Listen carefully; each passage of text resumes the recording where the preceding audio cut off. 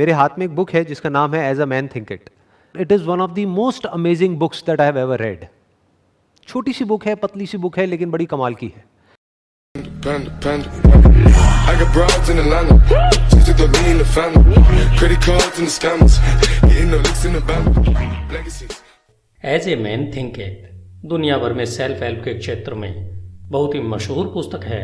अगर हम कहें कि यह पुस्तक स्वयं को समर्थ बनाना या फिर स्वयं को सिद्ध करने के बारे में लिखी गई है तो अतिशयोक्ति नहीं होगी। यह छोटी सी पुस्तक हमें यह बताने के साथ साथ कि हम महान बन सकते हैं, हमें महान बनने में एक टूल की तरह काम करती है। सत्य हमें उन सीमाओं से मुक्त कर सकता है, वह हमारे जीवन को बदल सकता है जिनसे हम घिरे हुए हैं। सत्य तब बहुत ही शक्तिशाली होता है जब इसे साधारण भाषा में आसान तरीके से पेश किया जाता है।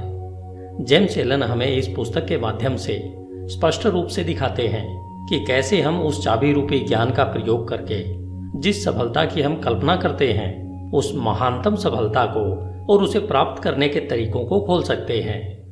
इस पुस्तक को 7 अध्यायों में लिखा गया है जो बेहद सुंदर तरीके से एक दूसरे से जुड़े हुए हैं। जैसे पहला अध्याय है विचार और चरित्र, दूसरा अध्याय परिस्थितियों पर विचार का प्रभाव व तीसरा अध्याय है शरीर और स्वास्थ्य पर विचार का प्रभाव। इसी तरह से यह लयबद्ध तरीके से आगे बढ़ती है, वह आपको विचार शक्ति का पूरा परिचय करवाती है। यह पुस्तक आपको यह बताती है कि किस तरह हम अपने विचार रूपी यंत्र का प्रयोग कर सकते हैं।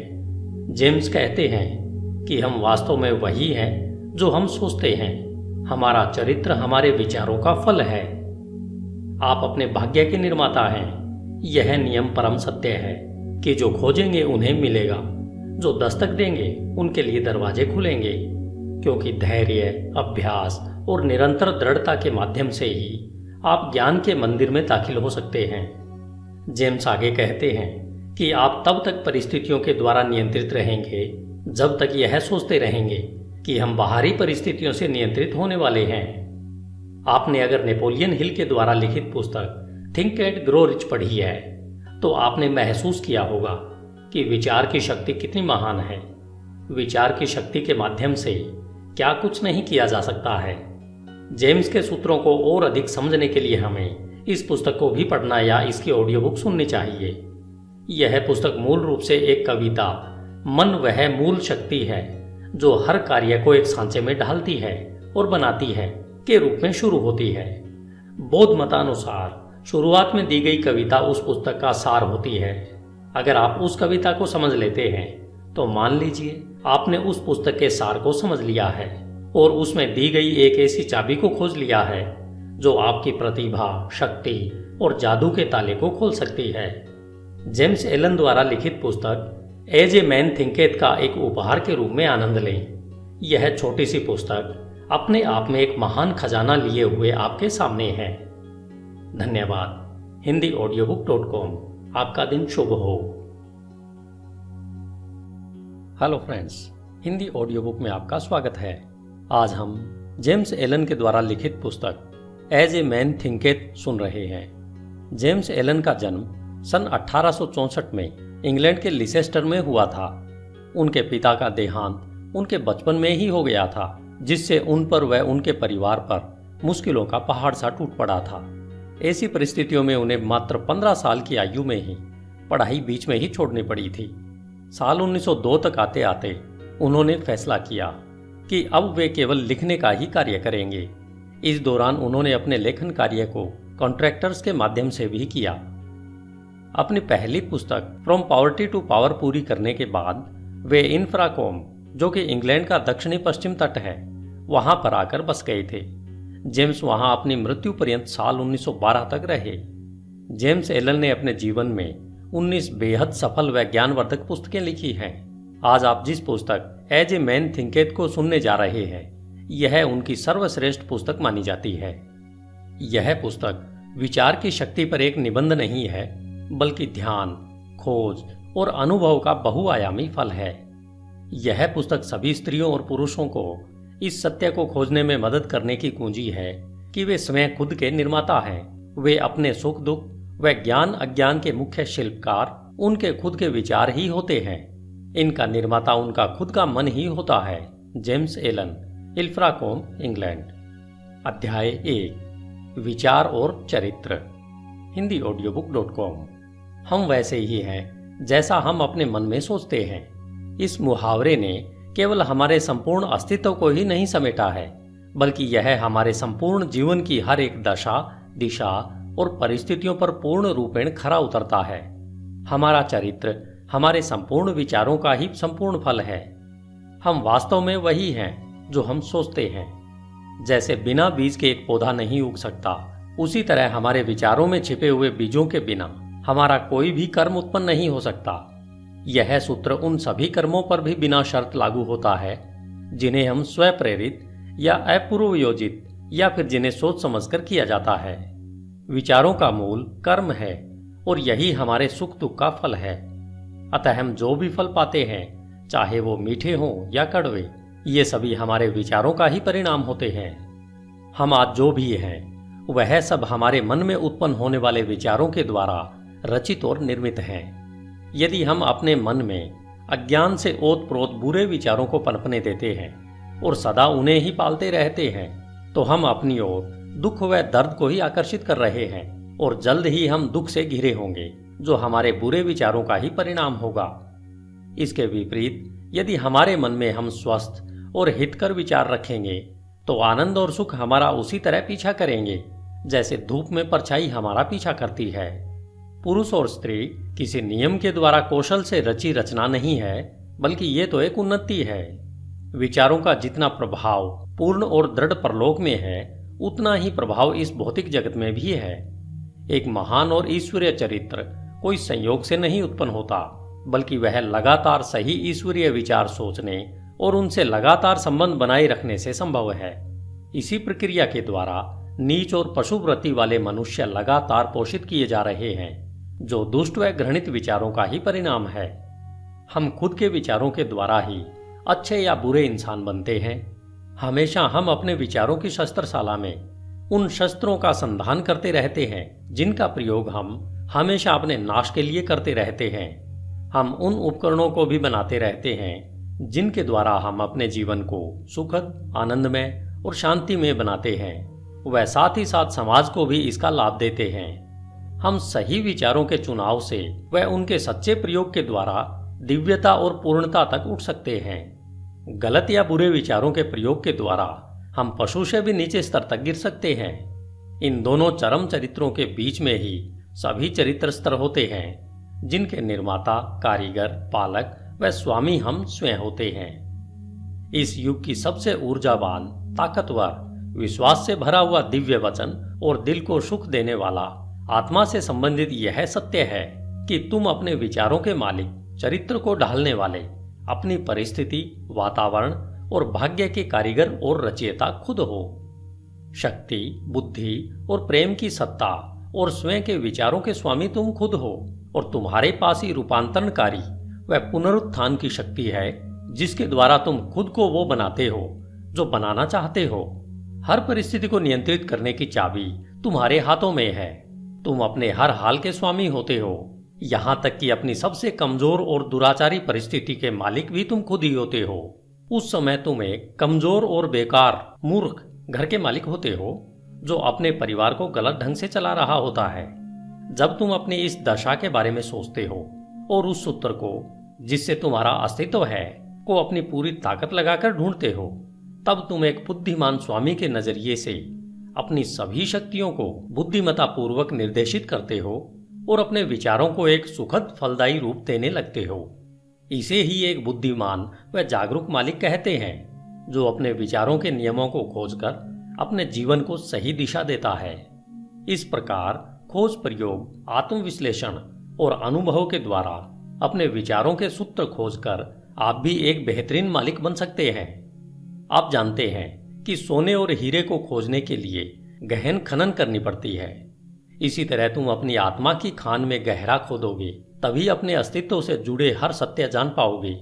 यदि तुम अपने विचारों को देखो, नियंत्रित करो और उन्हें बदलते हो, और दूसरों व अपने जीवन और परिस्थितियों में हो रहे बदलावों के कारण और प्रभावों को महसूस कर, देखकर धैर्यपूर्ण अभ्यास और परख करो, अपने हर अनुभव को, यहाँ तक कि हर दिल के छोटे छोटे बदलावों को भी स्वयं के बारे में आए बदलावों के बारे में जानने के लिए प्रयोग करो, जिससे समझ, बुद्धि और शक्ति जो तुम्हें प्राप्त हो रही है उसे महसूस करो।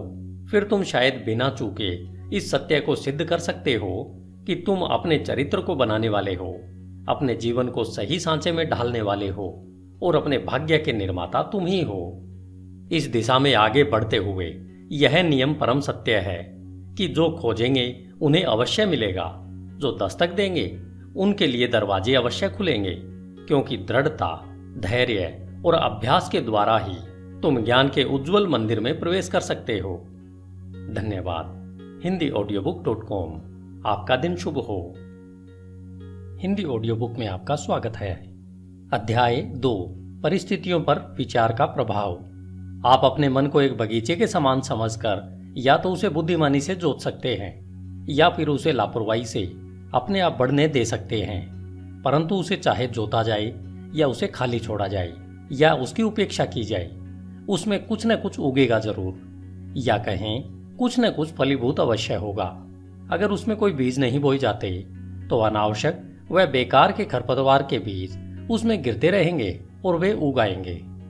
एक माली अपने बगीचे में अनावश्यक खरपतवार को समय समय पर निकालता रहता है और उसमें वही फल फूल और पेड़ पौधे आदि लगाते हैं जिसकी माली को चाह होती है या कहें आवश्यकता होती है। हमें भी अपने मन रूपी बगीचे को एक माली की तरह लगातार देखभाल करते रहना चाहिए। अशुद्ध, बेकार, अनावश्यक और अनुचित विचारों को पहचान कर अपने मन से निकाल फेंकना चाहिए। वह आवश्यक, शुद्ध, उपयोगी और उत्पादक विचारों को फलों और फूलों की तरह सहेज कर उनकी उचित प्रकार से देखभाल करते रहना चाहिए। इस प्रक्रिया का पालन करते हुए उचित समय अवधि में आप जान पाओगे कि आप ही अपनी आत्मा के प्रमुख माली और रक्षक हो। आप ही अपने जीवन के निर्देशक हो। आप ही अपने अंदर विचारों के नियमों को प्रकट कर पाते हो। आप ही हमेशा बढ़ती सत्यता से यह भी समझ पाते हो कि कैसे आपके विचार की शक्तियां और मन के अन्य घटक आपके सच्चे चरित्र, सकारात्मक परिस्थितियां और उज्जवल भाग्य का निर्माण करने के काम में लगे हुए हैं। विचार और चरित्र एक समान होते हैं, क्योंकि माहौल और परिस्थितियों के द्वारा ही चरित्र निर्मित होता है और प्रकट होता है। इस प्रकार आप हर समय यह देखेंगे कि आपके जीवन की बाहरी परिस्थितियां आपके अंतर्मन के विचारों से परस्पर जुड़ाव और तालमेल में रहेंगी। इसका मतलब यह बिल्कुल नहीं है कि हर समय जैसी आपकी परिस्थिति है वह आपके पूरे चरित्र को ही दर्शाती रहती है। इसका अर्थ यह है कि वे परिस्थितियां आपकी विचारधारा के किसी आवश्यक पहलू से उस समय के लिए इतना करीब से जुड़ी हुई हैं कि वे आपकी प्रगति के लिए आवश्यक हों। आज आप जिस भी स्थिति में हैं वह सब आपकी सत्ता के नियमों के कारण ही हैं। आपको इस जगह आपके विचार ही लेकर आए हैं। आपके जीवन की संरचना में संयोग नाम की कोई चीज नहीं है। जो भी है वह उस नियम का ही परिणाम है जो अचूक है। यह बात उनके लिए उतनी ही सही है जो अपनी परिस्थितियों के साथ तालमेल में कमी का अनुभव करते हैं, जितना कि उनके लिए जिन्हें लगता है कि वे परिस्थितियों से संतुष्ट हैं। एक प्रगतिशील और जागरूक सत्ता के रूप में आप जहां पर हो वहां इसलिए हो कि आप उससे सीख कर आगे बढ़ सको। जैसे आप परिस्थिति में निहित आध्यात्मिक शिक्षण को सीख लेते हो, वह निकल जाती है और दूसरी परिस्थितियों के लिए जगह बनाती है। जब तक आप यह विश्वास करते रहोगे कि आप बाहरी परिस्थितियों द्वारा प्रभावित प्राणी हो, तब तक आप परिस्थितियों की मार खाते रहोगे। लेकिन जब आपको यह अनुभव होगा कि आप एक रचनात्मक शक्ति हो और उस छिपी हुई भूमि और बीज जिससे परिस्थितियां पनपती है पर अपना अधिकार जमा सकते हो, तब आप सही मायने में अपने खुद के स्वामी बन जाते हो। आत्म परीक्षण और आत्म संयम का अभ्यास करने वाले सभी लोग यह जानते हैं कि परिस्थितियां विचारों से ही उत्पन्न होती है। उन्होंने यह देखा है कि उनकी परिस्थितियों में फेरबदल उनकी मानसिक स्थिति में फेरबदल से सीधे अनुपात में होता है। यह सही है कि जब आप उत्सुकता से अपने विचारों की कमियों को दूर करने में स्वयं को लगा लेते हो, तब आप बहुत जल्दी प्रगति करते हैं और बहुत सारे परिवर्तनों से जल्दी ही गुजरते हैं। हर विचार रूपी बीज जिसे मन में विचारों के माध्यम से बोया जाता है, वह अच्छी उपज ही देगा और देर सवेर किसी न किसी कार्य के रूप में फलता फूलता है। वह उसमें परिस्थिति रूपी फल अवश्य लगते हैं। अच्छे विचार अपने अनुरूप अच्छे फल और बुरे विचार हमेशा बुरा ही फल देते हैं। परिस्थितियों का बाहरी जगत विचार के आंतरिक जगत का निर्माण करता है। किसी इंसान को अच्छाई की चरम सीमा तक ले जाने के लिए प्रिय व अप्रिय बाहरी परिस्थितियों के वे मुख्य घटक हैं। आप अपने बोए की फसल काटने वाले स्वयं होने के नाते कष्ट और आनंद दोनों का ही अनुभव करते हो व उनसे सीखते हो। जिन्हें आप अपने पर हावी होने देते हो, ऐसी आंतरिक इच्छाओं, आकांक्षाओं और विचारों का अनुसरण करते हुए अपने जीवन की बाहरी परिस्थितियों के रूप में उनकी पूर्णता तक पहुंचते हो। उन्नति और अवनति के नियम सब जगह लागू होते हैं। कोई भी व्यक्ति जब अवनति के निचले स्तर पर या जेल जाता है तो परिस्थिति की क्रूरता के कारण नहीं, बल्कि अपने तुच्छ विचारों और निम्नतम इच्छाओं के द्वारा जाता है। एक सच्चे मन वाला व्यक्ति एकाएक ही किसी बाहरी शक्ति के दबाव में आकर अपराध से नहीं घिर जाता।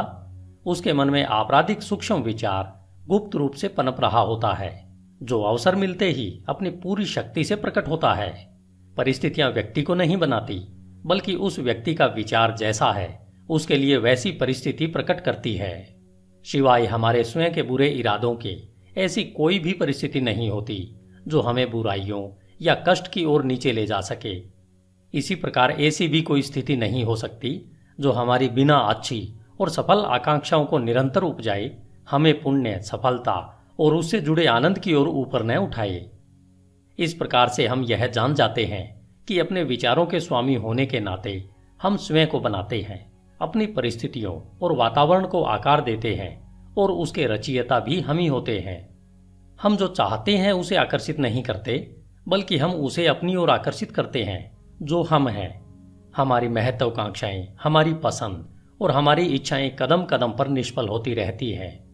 हमारे आंतरिक विचार और इच्छाएं स्वयं की खुराक, जो चाहे अच्छा हो या बुरा, उसी के द्वारा पोषित होती है। वह दिव्यता जो हमें आकार देती है, वह हमारी आत्मा है जो हमारे अंतर्मन में है। हम स्वयं के द्वारा ही बंदी बनाए गए होते हैं। हमारे स्वयं के विचार और कर्म हमारे भाग्य के जेलर हैं। यदि वे तुच्छ हैं तो हमें बंदी बनाते हैं, और अगर वे अच्छे हैं तो हमें मुक्त करते हैं। आपने कभी न कभी यह महसूस अवश्य किया होगा कि हमें वह नहीं मिलता जिसकी हम इच्छा करते हैं या जिसके लिए प्रार्थना करते हैं, लेकिन आपको पता है कि हमें वह मिलता है जो हम सही तरीके से कमाते हैं, क्योंकि हमारी इच्छाएं और प्रार्थनाएं तभी पूर्ण होती हैं जब वे हमारे विचारों और कर्म से तालमेल में होती हैं। इस दृष्टिकोण से देखें तो परिस्थितियों से लड़ने का हमारे जीवन में क्या अर्थ है? इसका सीधा सा अर्थ है कि हम हमेशा बाहरी प्रभावों से लड़ते रहते हैं, वह साथ ही साथ उसके कारणों को अपने मन में पोषित व संरक्षित करते रहते हैं। यह कारण या तो जागरूक बुराई या फिर अजागरूक कमजोरी का रूप धारण कर लेता है, लेकिन चाहे वह जो कुछ भी हो, वह धारण करने वाले के प्रयत्नों को दृढ़ता से रोकता है और किसी हल को खोजने को मजबूर करता है। हम में से ज्यादातर लोग अपनी परिस्थितियों में सुधार लाना चाहते हैं, परंतु स्वयं में बिल्कुल भी सुधार नहीं लाना चाहते, और इसलिए हम बंधन में रहते हैं। यदि हम सच्चे आत्म परीक्षण से मुंह नहीं छिपाएं तो हम कभी भी वह पाने से वंचित नहीं होंगे जो हमारा दिल चाहता है। यह सभी भौतिक विषयों के लिए उतना ही सही है जितना कि दैवी विषयों के लिए। यदि हम केवल संपत्ति प्राप्त करना चाहते हैं तो अपने लक्ष्य को पाने से पहले हमें अपने महान व्यक्तिगत त्याग करने के लिए तैयार होना चाहिए, और हम में से वे सशक्त और शांत जीवन चाहते हैं, उनके लिए तो कितना और कुछ करना होगा।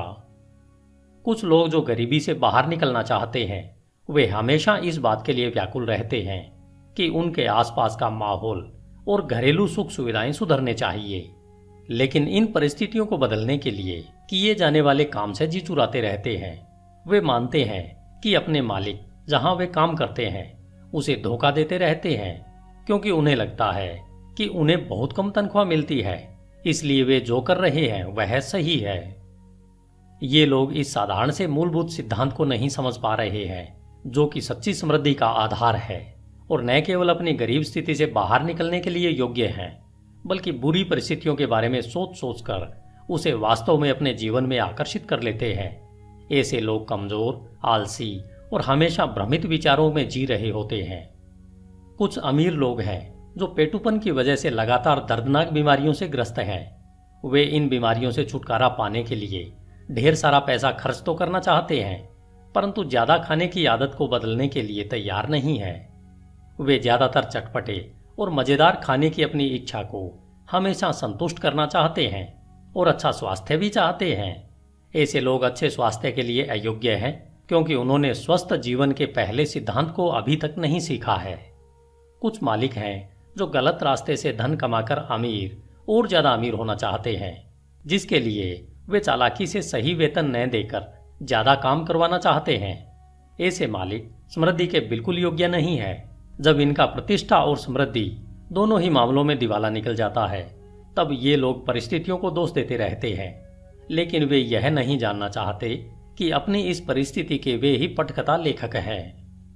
ये 3 उदाहरण मात्र इस सत्य को बताने के लिए कहे गए हैं कि लोग अपनी परिस्थितियों को बिना जाने निरंतर उन विचारों और इच्छाओं को प्रोत्साहित कर रहे हैं जो उन अच्छे फल से संभवतः तालमेल नहीं खाते हैं जो वे चाहते हैं। वे ऐसा करते हुए अच्छे फल को निरंतर निष्फल कर रहे हैं।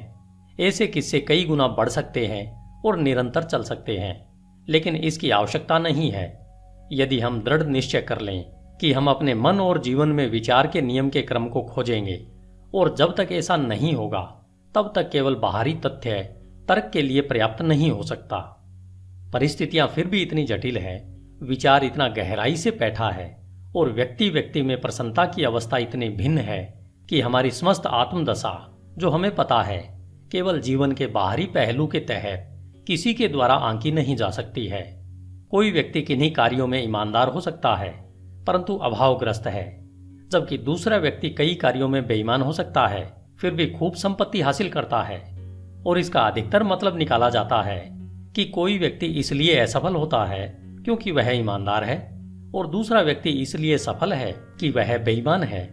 और यह सतही निर्णय के फलस्वरूप होता है, जो यह मान लेता है कि बेईमान व्यक्ति लगभग पूरी तरह से भ्रष्ट है और ईमानदार व्यक्ति लगभग पूरी तरह से पुण्यात्मा है। गहन ज्ञान और विस्तृत अनुभव के आधार पर यह निर्णय गलत माना जाता है। बेईमान व्यक्ति में भी कुछ ऐसे प्रशंसनीय गुण हो सकते हैं जो दूसरों में नहीं है, और ईमानदार व्यक्ति में कुछ ऐसे दुर्गुण हो सकते हैं, चाहे सूक्ष्म ही क्यों न हो, जो दूसरों में नहीं होते हैं। ईमानदार व्यक्ति अच्छे विचारों और कर्मों के कारण अच्छा फल पाते हैं, परंतु अपने दुर्गुणों के कारण कष्ट का भी अनुभव करते हैं। बेईमान व्यक्ति उसी तरह से कष्ट या हर्ष का अनुभव करता है। मानव अहम को यह मानना अच्छा लगता है कि व्यक्ति अपने सद्गुणों के कारण कष्ट में होता है, परंतु जब तक हम अपने मन से हर रोगी, कटु और अशुद्ध विचार को निकाल नहीं फेंकते हैं और अपनी आत्मा से हर अस्वस्थ दाग को साफ नहीं कर देते हैं, तब तक हम उस स्थिति में नहीं हो सकते हैं जहां हम यह जान पाएं और घोषित कर पाएं कि हमारा कष्ट हमारे बुरे विचारों के कारण है, न कि हमारे अच्छे गुणों के फलस्वरूप है। उस परम पूर्णता के पथ पर पहुंचने से बहुत पहले हमें अपने जीवन और मन में कार्यशील उस महान नियम का पता चल जाएगा जो पूर्णतः न्याय संगत है, जो बुरे के बदले अच्छा या अच्छे के बदले बुरा नहीं देगा। जब हमें ऐसा ज्ञान होता है तब हम यह जान पाते हैं अपने पूर्ण के अज्ञान और अंधेपन को देखते हुए कि हमारा जीवन अभी और सदा से ही न्याय संगत रहा है। हमारे पूर्व के सारे अच्छे या बुरे अनुभव हमारे विकसित होते हुए फिर भी अविकसित आत्मा के ही उचित परिणाम है। अच्छे विचार और कर्म कभी भी बुरे परिणाम नहीं दे सकते, और इसके विपरीत भी इतना ही सही है कि बुरे विचार और कर्म कभी अच्छे सुखद परिणाम नहीं दे सकते। हम प्रकृति जगत में इस नियम को भलीभांति जानते हैं और समझते हैं। वह इसके अनुसार काम भी करते हैं कि आम के बीज से आम का पेड़ ही उगेगा और बबूल के बीज से केवल बबूल का पेड़ ही उगेगा और वैसे ही फल देगा। लेकिन कुछ ही इसे मानसिक व नैतिक जगत में समझते हैं, जबकि हमारे विचारों के मामले में भी यही नियम लागू होता है। वहां भी यह उतना ही सहज व अटल है। इसे न समझने पर हमें परेशानी उठानी पड़ती है, और तब ये नियम हमारी इच्छाओं के अनुरूप सहयोग नहीं देते हैं। कष्ट व पीड़ा गलत दिशा में लगाए गए गलत विचारों का प्रभाव है। यह एक संकेत है कि हमारा अपने आप से, अपने अस्तित्व के नियम से तालमेल नहीं रहा है। कष्ट का एकमात्र और उच्चतम कार्य है शुद्धि करना। वह सब जो बेकार और अशुद्ध है उसे जला देना, वे जो शुद्ध हैं उनके लिए कष्ट खत्म हो जाते हैं। एक बार जब सोने से मैल हट जाता है तो उसे जलाते रहने का कोई मतलब नहीं होता है। और इसी तरह से पूर्ण रूपेण शुद्ध व साक्षात्कारी पुरुष कष्ट में नहीं रहता। वह परिस्थितियां जिनका हम कष्ट से सामना करते रहते हैं वे हमारी मानसिक विसंगतियों का परिणाम है। वे परिस्थितियां जिनका हम कृपा व आनंद से सामना करते हैं वे हमारी मानसिक संगति का नतीजा है। कृपा, आनंद, मानसिक पवित्रता ही भौतिक संपत्ति की अधिकता का माप नहीं है, और यह भी नहीं कि बुरे विचार ही एकमात्र कष्ट, क्लेश और दुख ही भौतिक संपत्ति की कमी का परिमाप है। कुछ लोग दुखी और अमीर होते हैं, कुछ लोग धन्य और अमीर भी होते हैं। पवित्रता और अमीरी तभी जुड़ते हैं जब धन को सही और विवेक से कमाया और इस्तेमाल किया जाता है। गरीब अधिक पीड़ा का अनुभव तब करते हैं जब उन्हें लगता है कि बिना वजह के उनका बोझ उन पर लाद दिया गया है। गरीबी और भोगाशक्ति दुख या कहीं पीड़ा के दो चरम पहलू हैं। ये दोनों ही अस्वाभाविक है, मानसिक असंतुलन का नतीजा है। जब तक हम खुश, स्वस्थ और समृद्ध नहीं होते तब तक हमारी सही अवस्था नहीं होती। खुशी, स्वास्थ्य और समृद्धि का हमारी परिस्थितियों के आंतरिक और बाहरी स्थिति से तालमेल का ही परिणाम है। जब हम शिकायत व तिरस्कार करना बंद कर देते हैं और उस छिपे हुए नियम को जो हमारे जीवन को संचालित करता है उसे ढूंढना शुरू करते हैं, तब हम खुश, स्वस्थ और समृद्ध होना शुरू कर देते हैं। और जब हम अपने मन में उस संचालित करने वाले घटक को अपना लेते हैं तब हम दूसरों पर अपने कष्ट का कारण होने का आरोप लगाना बंद कर देते हैं और हम सशक्त और स्वस्थ विचारों को अंतर्मन में बढ़ाने लगते हैं। हम परिस्थितियों पर चीखना चिल्लाना बंद कर देते हैं।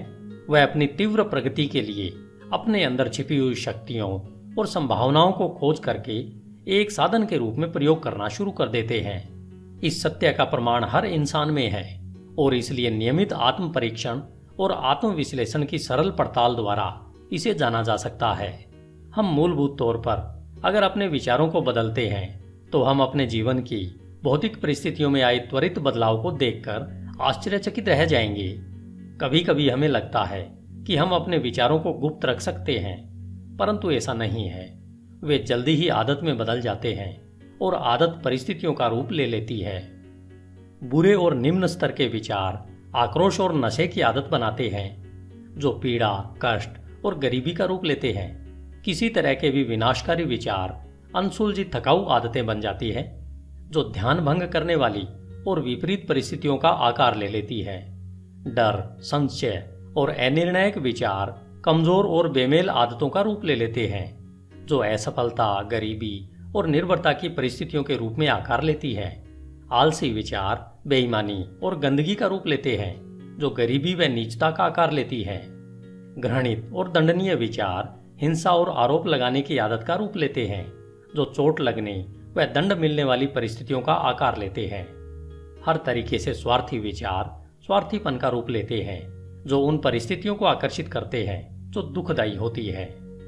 दूसरी ओर हर तरह के सुंदर विचार कृपा और अच्छाई का रूप लेते हैं, जो प्रिय और सुखद परिस्थितियों को आकार देते हैं। रचनात्मक विचार आत्मसंयम और संतुलित मन का रूप लेते हैं, जो शांति और विश्रांति की परिस्थितियों का आकार लेती है।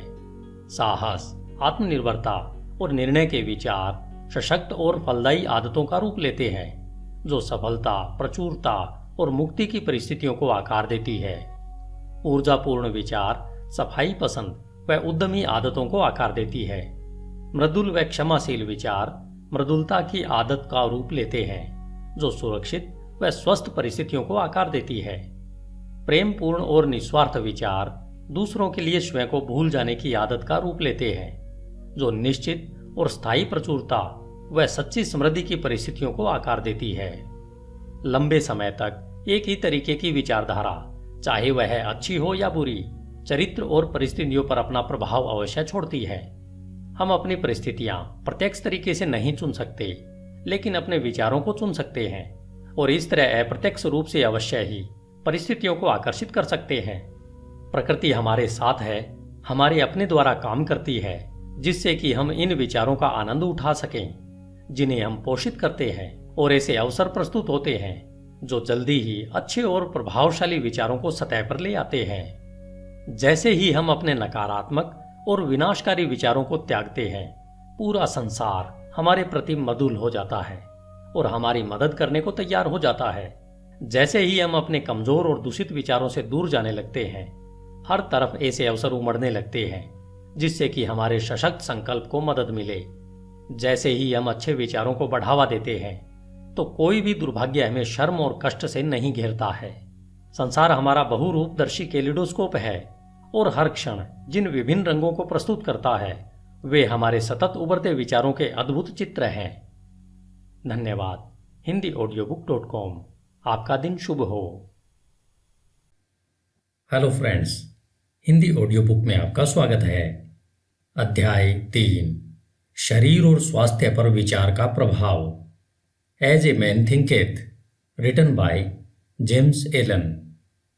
हमारा शरीर हमारे मन के आदेशों का अक्षरशः पालन हमेशा एक सेवक की तरह करता है। यह मन के हर क्रियाकलापों का पालन करता है, चाहे फिर वे सोच विचार कर चुने गए हों या स्वतः प्रकट हुए हों। मन के दूषित, नकारात्मक व बुरे विचारों के कारण हमारा शरीर बीमार पड़ जाता है, जिससे हम पतन की ओर अग्रसर होते हैं। और अगर हमारे मन में खुश, सुंदर, स्वस्थ और सकारात्मक विचार हैं तो इनकी आज्ञा पर हमारा शरीर सुंदर, सफल और यौवन से भरपूर सुसज्जित हो जाता है। रोग और स्वास्थ्य की भी परिस्थितियों की तरह हमारे विचारों में जड़ें होती है। रोगग्रस्त विचार अपने लिए आपके शरीर को बीमार बना लेंगे।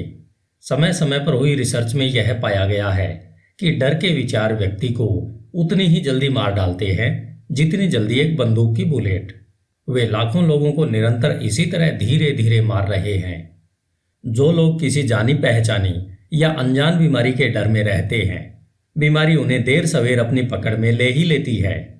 बीमारी की यह चिंता जल्द ही पूरे शरीर को निरुत्साहित कर देती है और रोग को शरीर में प्रवेश करवाने के लिए इसे कमजोर बना देती है। नकारात्मक व अशुद्ध विचार चाहे शारीरिक तौर पर प्रहार न करे, लेकिन नाड़ी मंडल पर नकारात्मक प्रभाव अवश्य डालते हैं और उन्हें कमजोर कर देते हैं। सुंदर, सकारात्मक, शुद्ध व प्रसन्न विचार शरीर को जोश और लावण्य से सुसज्जित करते हैं। शरीर नाजुक और ढलने वाला यंत्र है। यह उन विचारों पर तत्काल प्रतिक्रिया करता है जो उस पर प्रभाव डालते हैं। आपके विचार करने की आदत के कारण विचार किए गए विचारों का प्रभाव आपके शरीर पर अवश्य पड़ता है। चाहे आपने अच्छे या बुरे पर विचार किया हो, प्रभाव अवश्य पड़ेगा। जब तक लोग नकारात्मक विचारों को फैलाते रहेंगे, तब तक उनमें अशुद्ध और जहरीला रक्त बहता रहेगा। शुद्ध हृदय और मनन से शुद्ध जीवन और शुद्ध शरीर उत्पन्न होता है।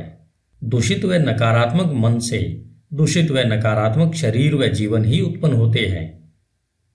विचार ही कर्म, जीवन और प्रकटीकरण का स्रोत है। स्रोत को अगर शुद्ध करेंगे तो सब शुद्ध हो जाएगा।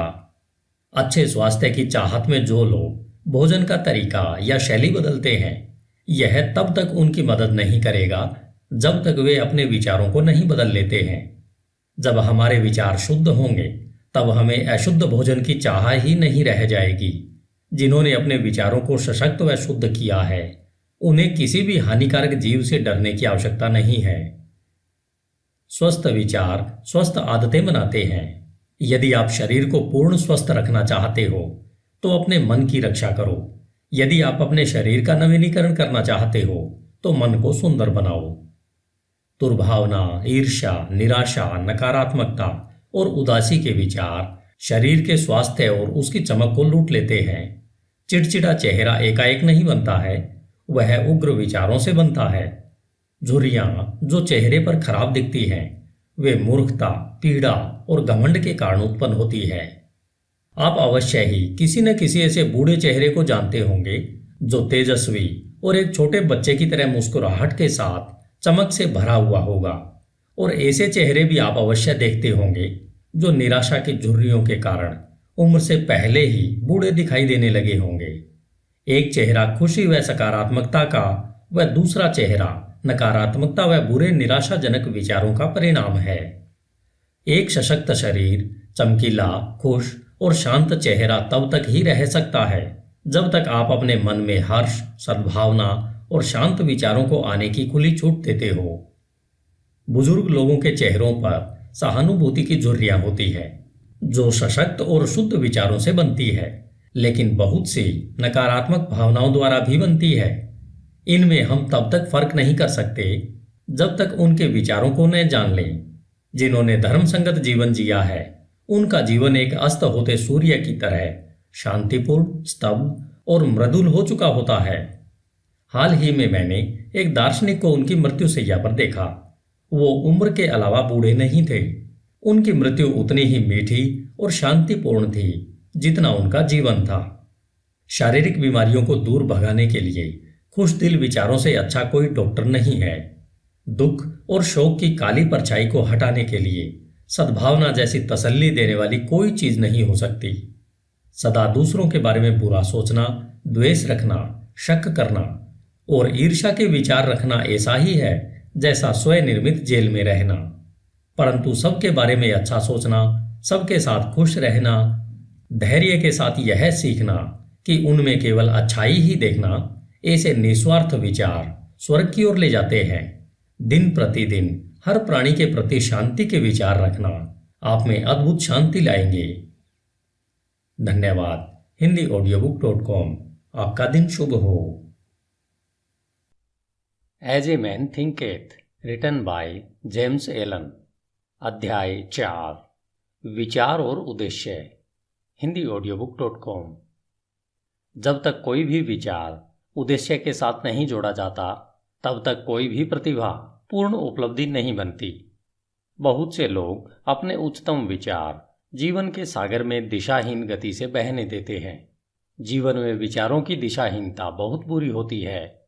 अगर जो लोग विपत्ति और विनाश से दूर रहना चाहते हैं, तो उनको इस प्रकार बहने से स्वयं को रोकना होगा। जिनके जीवन में कोई मुख्य उद्देश्य नहीं होता, वे बहुत ही जल्दी तुच्छ चिंताओं, डर, परेशानियों और अपने प्रति दया रखने के भाव से ग्रस्त हो जाते हैं, और ये सभी कमजोरी के लक्षण होते हैं। ये ठीक वैसे ही असफलता, अप्रसन्नता और कमी की ओर ले जाते हैं जैसे सोच समझकर आयोजित किए गए अपराध होते हैं, क्योंकि कमजोरी शक्ति विकसित करने के ब्रह्मांड में टिक नहीं सकती। हमें एक न्यायसंगत उद्देश्य के बारे में विचार करना चाहिए। वह उसे यथार्थ बनाने के लिए कार्यशील होना चाहिए। हमें अपने उद्देश्य को विचारों के केंद्र में रखना चाहिए। उद्देश्य बनाते समय हमारी प्रकृति कैसी है, उसके अनुसार वह आध्यात्मिक या फिर भौतिक लक्ष्य का रूप ले सकता है। परंतु वह जो भी हो, हमें उस उद्देश्य पर दृढ़ता से अपनी विचार शक्ति को केंद्रित करना चाहिए। हमें इस उद्देश्य को अपना उच्चतम कर्तव्य बनाकर उसकी प्रगति के लिए स्वयं को समर्पित कर देना चाहिए। वह अपने विचारों को क्षणिक रुचियों, चाहतों और कल्पनाओं के पीछे नहीं भागने देना चाहिए। यह आत्मसंयम का राजसी मार्ग है और विचार की सच्ची एकाग्रता है। यदि हम बार बार अपने उद्देश्य को पाने में असफल हो रहे हैं, तो यह तब तक होता रहता है जब तक हम अपनी कमजोरी से ऊपर नहीं उठ पाते हैं, और इससे हम चरित्र के सामर्थ्य को प्राप्त करते हैं। वह सच्ची सफलता का मापदंड होता है। वह यह भविष्य के सामर्थ्य और विजय की नई शुरुआत होती है। जिनका कोई महान उद्देश्य नहीं होता है, उन्हें अपने विचारों को कर्तव्य के अचूक प्रदर्शन पर केंद्रित करना चाहिए, फिर चाहे उनका कार्य कितना ही छोटा क्यों न दिख रहा हो। केवल इसी तरीके से विचारों को एकत्रित करके केंद्रित किया जा सकता है। वह संकल्प और ऊर्जा को विकसित किया जा सकता है। इसे सिद्ध करने के बाद ऐसा कोई भी लक्ष्य नहीं रह जाता है जिसे प्राप्त नहीं किया जा सकता हो। कमजोर आत्मा अपनी कमजोरी को जानते हुए और इस सत्य में विश्वास रखते हुए कि सामर्थ्य प्रयत्न और अभ्यास द्वारा विकसित की जा सकती है, वह तुरंत ही प्रयत्नशील हो जाती है और प्रयत्नों द्वारा सदा विकसित होती रहती है और अंत में दिव्य रूप में सशक्त हो जाती है। जैसे शारीरिक तौर पर कमजोर लोग सतर्क और धैर्यपूर्ण प्रशिक्षण द्वारा अपने आप को सशक्त बना सकते हैं, वैसे ही कमजोर विचार वाले लोग सही सोच का अभ्यास करके अपने आप को सशक्त बना सकते हैं। दिशाहीनता व कमजोरी को दूर करके किसी भी उद्देश्य के साथ सोचना उन सशक्त लोगों की श्रेणी में पहुंचना है जो कि सफलता प्राप्ति के लिए एक मार्ग के रूप में पहचानते हैं और जो सब परिस्थितियों को अपने अनुकूल बनाते हैं और जिनके विचार सशक्त हैं, वे बिना किसी डर से कोशिश करते हैं और कुशलता से उसे प्राप्त करते हैं।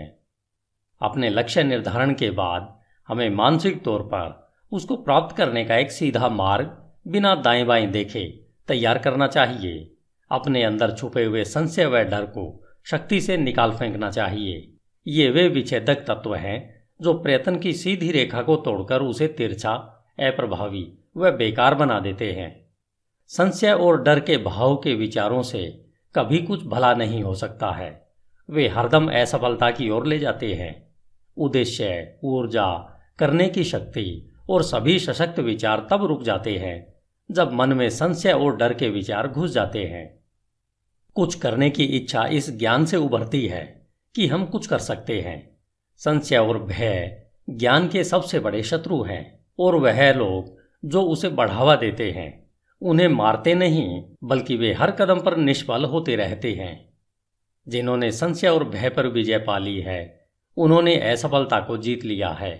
उनका हर विचार सामर्थ्य से जुड़ा हुआ है और सभी परेशानियों का साहस के साथ सामना कर उन्हें बुद्धिमानी से वश में किया जा सकता है। उनके उद्देश्य वातावरण के हिसाब से बोए जाते हैं और वे ऐसे फल फूल देते हैं जो समय से पहले नहीं गिर जाते हैं। बिना किसी भय के उद्देश्य से जुड़ा हुआ विचार रचनात्मक शक्ति बन जाता है। वे जो यह जानते हैं वे तैयार हैं भटकते विचारों और उतरते चढ़ते संवेदनाओं की गठरी से ज़्यादा कुछ उच्चतम और सशक्त बनने के लिए जो यह करते हैं, अपने विचारों को अपने उद्देश्य के साथ जोड़ते हैं। वे अपनी मानसिक शक्ति के जागरूक और बुद्धिमान शासक बन जाते हैं। धन्यवाद। HindiAudiobook.com। आपका दिन शुभ हो। As a man thinketh, James Allen. अध्याय 5। उपलब्धि में विचार एक घटक। HindiAudiobook.com।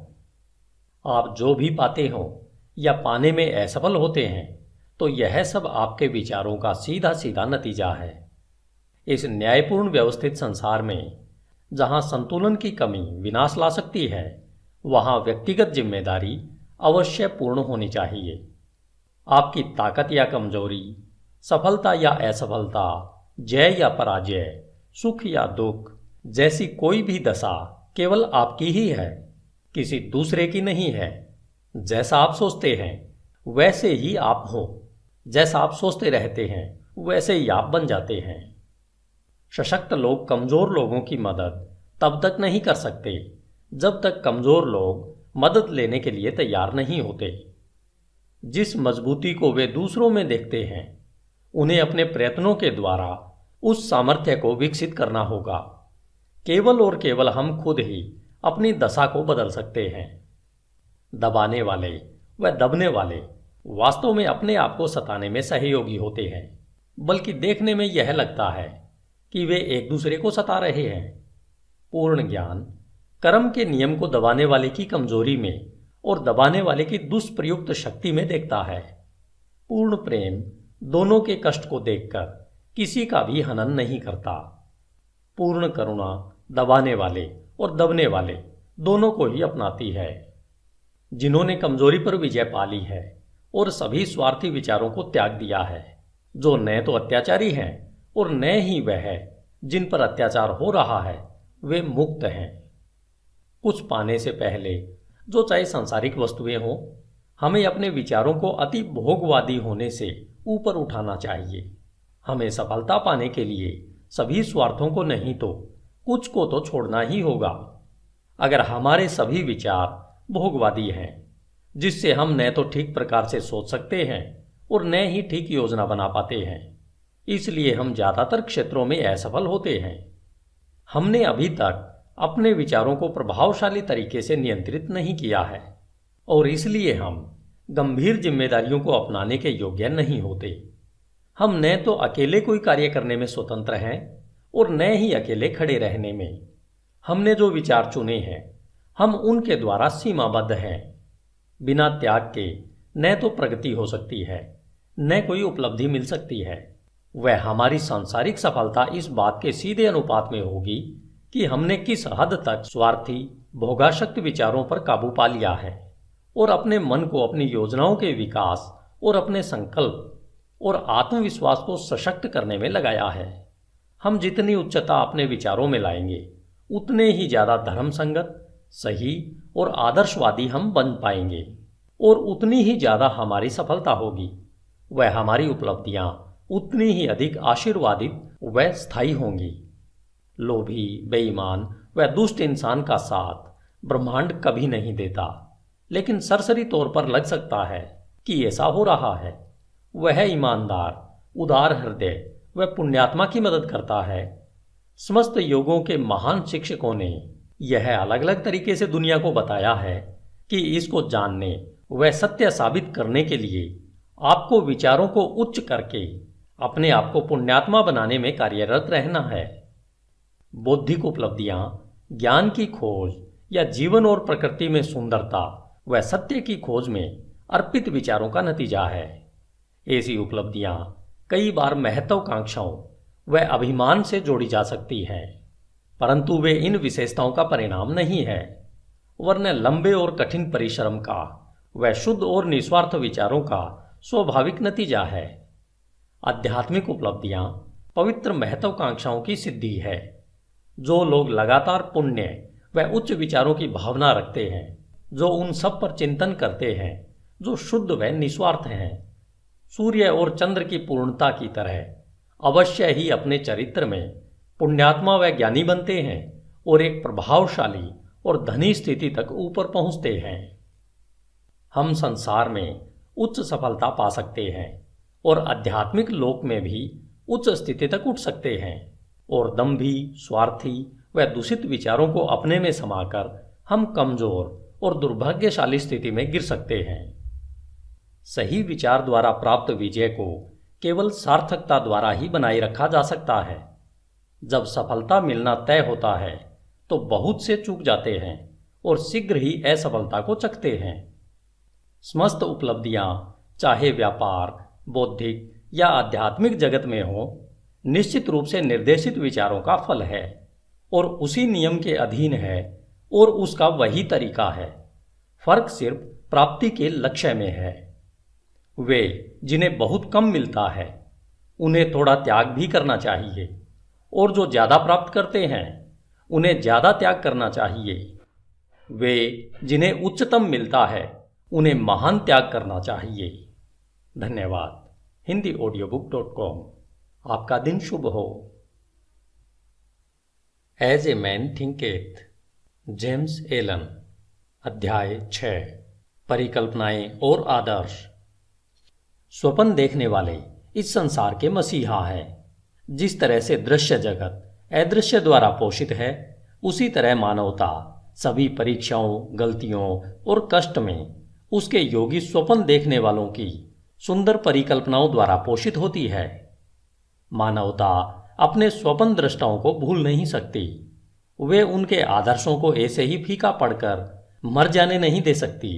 वह उनमें रहती है। वह उन्हें वास्तविकताओं जैसा मानती है, जैसे कि एक दिन वह उन्हें देखेगी और जान पाएगी। संगीतकार, मूर्तिकार, चित्रकार, कवि, पैगंबर, ऋषि, ये जगत के परे की दुनिया के बनाने वाले हैं, स्वर्ग के शिल्पकार हैं। यह जगत सुंदर है क्योंकि ये इसमें रहते हैं। उनके बिना श्रमकारी मानवता मिट जाएगी। जो अपने हृदय में एक सुंदर परिकल्पना को व उच्च आदर्श को संजोते हैं, एक दिन उसे साकार कर पाएंगे।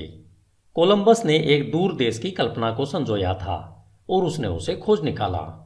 कोपरनिकस ने संसारों की अनेकता और एक विस्तृत ब्रह्मांड के होने की परिकल्पना को पोषित किया था और उसने उसे प्रकट भी किया।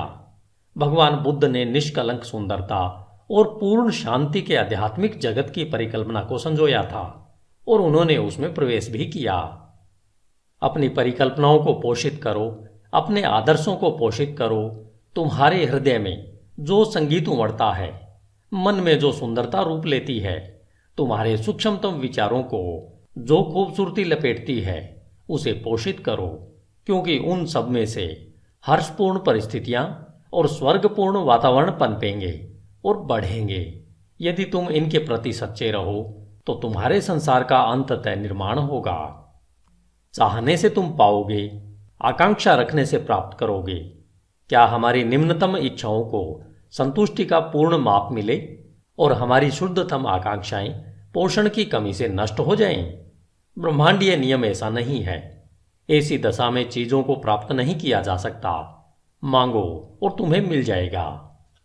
उच्च स्वप्न देखो और जैसे तुम स्वप्न देखोगे तुम वैसे बन जाओगे। तुम्हारी परिकल्पना उसका वचन है जो तुम एक दिन बन जाओगे। तुम्हारे आदर्श उसकी भविष्यवाणी है जिसे तुम अंत में पर्दा उठाकर देख सकोगे। मानव उपलब्धियां सबसे पहले और लंबे समय तक एक स्वप्न थी। ओक का वृक्ष मंजू फल में छिपा होता है, चिड़िया अंडे में पलती है और आत्मा की उच्चतम परिकल्पना में जागृत देवदूत चलते हैं। स्वप्न वास्तविकता के बीज हैं। तुम्हारी परिस्थितियां हो सकता है प्रतिकूल हों, परंतु वे ऐसा लंबे समय तक नहीं रहेंगी। यदि तुम एक आदर्श को मन में रखकर उसे पाने के लिए जी जान लगा दो, बाहर शांत खड़े रहकर तुम अंतर में यात्रा नहीं कर सकते। एक युवती है और एक युवक है। दोनों ही गरीबी और काम के बोझ तले दबे हुए हैं। लंबे समय तक अस्वस्थ वातावरण वाली वर्कशॉप में बंद, अशिक्षित और सभी प्रकार की शिष्टताओं से कोसों दूर। परंतु दोनों ही बेहतर जिंदगी के सपने देखते हैं और वे बुद्धि, कृपा, शिष्टता और सुंदरता की कल्पना करते हैं। वे मानसिक तौर पर एक आदर्श जीवन परिस्थिति की कल्पना करते हैं, एक विस्तृत स्वतंत्रता की परिकल्पना करते हैं और एक बड़ी आकांक्षा उन पर हावी हो जाती है। व्याकुलता उन्हें कर्म करने के लिए उकसाती है और वे अपने खाली समय व साधनों को, चाहे वे अभी कम है, अपने सोई शक्तियों और साधनों के विकास में लगाते हैं। शीघ्र ही उनके मन इतने परिवर्तित हो जाते हैं कि वह वर्कशॉप उन्हें बांध कर नहीं रख पाती है। उनकी सोच से वह इतनी बेमेल हो जाती है कि वह उनके जीवन से वैसे ही बाहर हो जाती है जैसे कोई कपड़ा उतार कर फेंक दिया जाता है। जैसे जैसे उनके लिए वे अवसर बढ़ते जाते हैं जो कि उनकी विस्तृत होती शक्तियों के कार्य क्षेत्र को समा सकें, वे उससे हमेशा के लिए बाहर निकल जाते हैं। सालों बाद हम उन्हें फिर देखते हैं। बहुत ही विशिष्ट तरीकों में हम उन्हें मन की कुछ एक शक्तियों के अधिकारी पाते हैं जिनके प्रयोग से वे दुनिया भर पर प्रभाव और लगभग अप्रतिम सामर्थ्य से शासन करते हैं। वे अपने हाथों में विशाल जिम्मेदारियों के सूत्रों को थामे हैं। वे बोलते हैं और जीवन रूपांतरित हो जाते हैं। स्त्री और पुरुष उनके शब्दों में विश्वास करते हैं और अपने चरित्र को पुनः ढालते हैं और सूरज की तरह ये ऐसे स्थायी और प्रकाशित केंद्र बन जाते हैं जिसके चारों ओर असंख्य जीव घूमते रहते हैं। उन्होंने अपने यौवन की परिकल्पना को पा लिया है। वे अपने आदर्शों से एक हो गए हैं। और तुम भी नौजवान पाठक अपने हृदय की परिकल्पना को पाओगे, व्यर्थ इच्छा को नहीं, चाहे वह ओछी हो या सुंदर या फिर दोनों का मिश्रण, क्योंकि तुम सदा उसकी ओर खींचे जाओगे जिससे तुम गुप्त रूप से सबसे ज्यादा प्यार करते हो। तुम्हारे हाथों में तुम्हारे अपने विचारों का फल मिलेगा। तुमने जो कमाया है वह तुम पाओगे, न ज्यादा न उससे कम।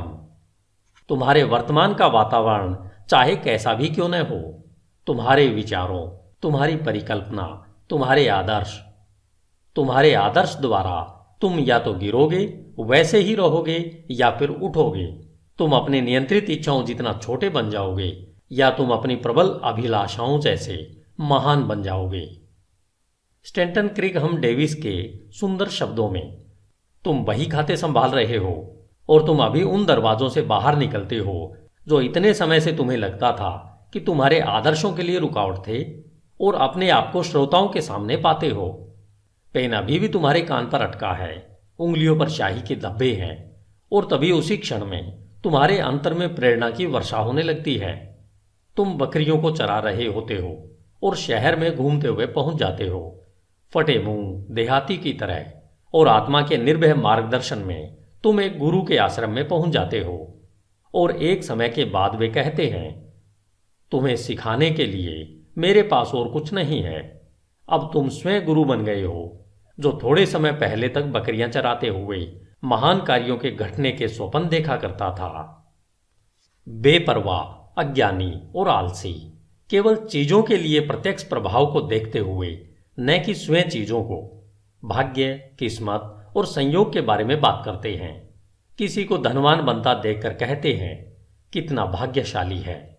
किसी को सुप्रसिद्ध विद्वान बनता देख वे आश्चर्य से कहते हैं उस पर कितनी कृपा दृष्टि है। और किसी साधु प्रवृत्ति वाले व्यक्ति और उसका अन्य लोगों पर प्रभाव पड़ते देखकर वे टिप्पणी करते हैं, देखो किस्मत कैसे हर कदम पर उसका साथ दे रही है। वे उन परीक्षाओं, असफलताओं और संघर्ष को नहीं देखते जो इन स्त्री पुरुषों ने अनुभव पाने के लिए सहर्ष स्वीकारा है। उन्हें इनके द्वारा किए गए त्याग का, साहसिक प्रयत्न का और विश्वास जिसे उन्होंने अपनाया है का जरा सा भी ध्यान नहीं है, जिससे कि वे अलंध्य दिखने वाले लक्ष्य को प्राप्त कर सकें और अपने हृदय की परिकल्पना को पा सकें। उन्हें मन के अंधकार और दिल के टूटने का कोई एहसास नहीं होता। उन्हें केवल प्रकाश और प्रसन्नता दिखती है और वे उसे भाग्य कहते हैं। वे लंबी और कठिन यात्रा नहीं देखते, केवल सुखी परिणाम को देखते हैं और वे उसे सद्भाग्य कहते हैं। वे प्रक्रिया को नहीं समझते, केवल नतीजा देखते हैं और उसे संयोग कहते हैं। हर मानव कार्य में प्रयत्न है और फल भी है, और प्रयत्न कितना सशक्त है इसे फल से मापा जाता है। यह कोई संयोग नहीं है। कहे जाने वाले उपहार, शक्ति, भौतिक, बौद्धिक और आध्यात्मिक अधिकार प्रयत्न के हैं। वे पूर्ण किए हुए विचार हैं, प्राप्त किए हुए लक्ष्य हैं, साकार परिकल्पनाएं हैं। वह परिकल्पना जिसकी तुम अपने मन में प्रशंसा करते हो, वह आदर्श जिसे तुमने अपने हृदय में विराजित कर रखा है, उससे तुम अपने को बनाओगे और यही तुम बन जाओगे। धन्यवाद। HindiAudiobook.com। आपका दिन शुभ हो। As a man thinketh, James Allen. अध्याय 7, प्रशांति। HindiAudiobook.com। मन की शांति ज्ञान का एक सुंदर मणि है। वह आत्मसंयम के लंबे और धैर्यपूर्ण प्रयत्न का नतीजा है। उसकी उपस्थिति परिपक्व अनुभव का और नियम व विचारों के उच्च ज्ञान व कार्यकलाप का चिन्ह है। हम उसी मात्रा में शांत होते हैं जितना हम विचार विकसित अस्तित्व के रूप में स्वयं को समझते हैं, क्योंकि ऐसा ज्ञान विचार के फलस्वरूप निश्चित ही दूसरों को समझने की क्षमता रखता है। और जैसे हम सही समझ को विकसित करते हैं और कारण व प्रभाव के आधार पर आंतरिक भावनाओं व विचारों को अधिक स्पष्टता से समझते हैं, हम चीखते चिल्लाते नहीं और चिंतित व दुखी नहीं होते। हम संतुलित, वचनबद्ध और शांत रहते हैं। वे लोग जो शांत हैं, जिन्होंने स्वयं को नियंत्रित करना सीखा है, जानते हैं कि स्वयं को दूसरों के माफिक कैसे बनाया जाए, और ये दूसरे बदले में शांत लोगों की आध्यात्मिक सामर्थ्य का सम्मान करते हैं और यह सोचते हैं कि उससे सीख सकते हैं और उस पर भरोसा कर सकते हैं। जितने अधिक प्रशांत हम बन जाते हैं, उतनी अधिक हमारी सफलता, हमारा प्रभाव व अच्छाई के लिए हमारा सामर्थ्य होता है। उदाहरण के लिए, साधारण सी बिक्री करने वाले लोग भी जैसे जैसे अपने आत्मनियंत्रण और समभाव को बढ़ा देंगे, उनकी व्यावसायिक प्रचुरता बढ़ती जाएगी, क्योंकि लोग ऐसे लोगों के साथ ही काम करना पसंद करेंगे जिनका व्यवहार अच्छा व स्थिर है। सशक्त और शांत लोगों को सदा सम्मान मिलता है, वह उनसे प्यार किया जाता है। वे प्यासी भूमि में छांव देने वाले पेड़ या फिर तूफान में पनाह देने वाली चट्टान की तरह होते हैं। शांत हृदय, मीठा स्वभाव व संतुलित जीवन किसे पसंद नहीं है। इससे कोई फर्क नहीं पड़ता कि वर्षा होती है या सूरज चमकता है, या इन आशीर्वादों को पाने वालों के जीवन में क्या परिवर्तन आते हैं। वे हरदम मधुर और शांत रहते हैं।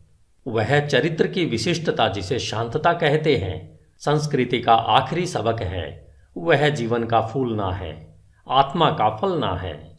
वह ज्ञान की तरह मूल्यवान है और उसकी सोने से भी ज्यादा कामना करनी चाहिए। हाँ, उत्कृष्ट सोने से भी ज्यादा। पैसे को पाने की चाह कितनी तुच्छ लगती है जब उसकी तुलना एक शांत जीवन, जो सत्य के सागर में लहरों के नीचे आंधी तूफान की पहुंच से परे शाश्वत शांति में बसता है। हम ऐसे कितने ही लोगों को जानते हैं जो अपने जीवन को अप्रिय बना लेते हैं। जो अपने विस्फोटक गुस्से के कारण वह सब जो मधुर और सुंदर है उसे तबाह कर देते हैं, जो अपने चरित्र की शिष्टता का नाश कर देते हैं और मनमुटाव पैदा कर देते हैं।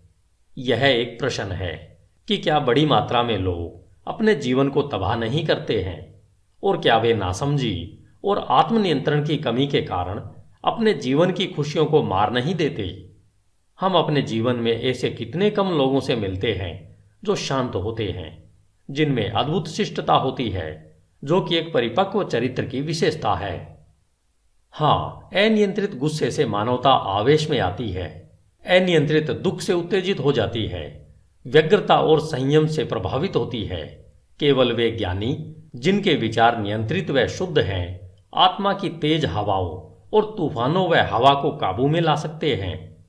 तूफान में डांवाडोल आत्मा, चाहे तुम कहीं भी क्यों न हो, चाहे किसी भी परिस्थितियों में क्यों न रहते हो, यह जानती है कि जीवन के समुद्र में पवित्रता के द्वीप मुस्कुरा रहे हैं और तुम्हारे आदर्शों का उजला किनारा तुम्हारे आने का इंतजार कर रहा है।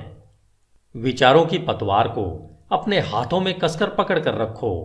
तुम्हारी आत्मा के जहाज में प्रबल स्वामी आराम करता है, वह केवल सोता है, उसे जगाओ। आत्मनियंत्रण सामर्थ्य है, सही विचार श्रेष्ठता है, शांतता शक्ति है। अपने हृदय से कहो, शांत रहो, स्थिर रहो। धन्यवाद।